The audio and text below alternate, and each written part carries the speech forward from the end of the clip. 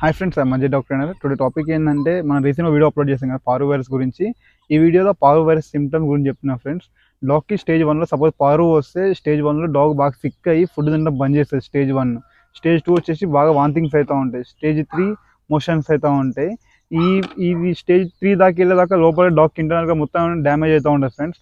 అక్కడ దాకా వెళ్ళే ముందుకే మీరు డాగ్ స్టేజ్ 1లో డాగ్ ఎప్పుడు సిక్ అయిందో మన వెటనరీ హాస్పిటల్కి వెళ్ళి సేమ్ మనలానే కరోనా టెస్ట్ లాగానే డాగ్ కూడా పారు టెస్ట్ అనేది ఉన్నాయి, ప్రెజెంట్ అవైలబుల్కి వచ్చాయి ఫ్రెండ్స్. మనం డాగ్కి పారు టెస్ట్ చేయించి డాగ్ నెగిటివ్ వస్తే ప్రాబ్లం లేదు, పాజిటివ్ వస్తే ఆన్ పారు ట్రీట్మెంట్ స్టార్ట్ చేయండి. వచ్చి పారుకి వచ్చేసి మెడిసిన్స్ 2 టైప్స్ ఉన్నాయి ఫ్రెండ్స్. ఒకటి వచ్చేసి ఇంగ్లీష్ మెడిసిన్స్, ఇంకోటి వచ్చేసి ఆయుర్వేదిక్ మెడిసిన్స్. ఇవి వచ్చేసి ఏదైనా 5 days కోర్స్ అనేది చేయాలి, మ్యాక్సిమం డాగ్ అనేది రికవరీ అవుతుంది. ఇంకోటి వచ్చేసి డాగ్కి పారు ఎందుకు వస్తుందంటే వ్యాక్సిన్స్ డివార్మింగ్ అనేది రెగ్యులర్ అయిపోతే డాగ్కి పారు వచ్చే అవకాశం ఎక్కువ ఉంది. నెక్స్ట్ వీడియోలో వచ్చేసి వ్యాక్సిన్స్ గురించి డివార్మింగ్ గురించి చెప్తాను friends. Thank you friends supporting for me. ఈ వీడియో వచ్చేసి పెట్ పేరెంట్కి షేర్ చేయండి. Thank you.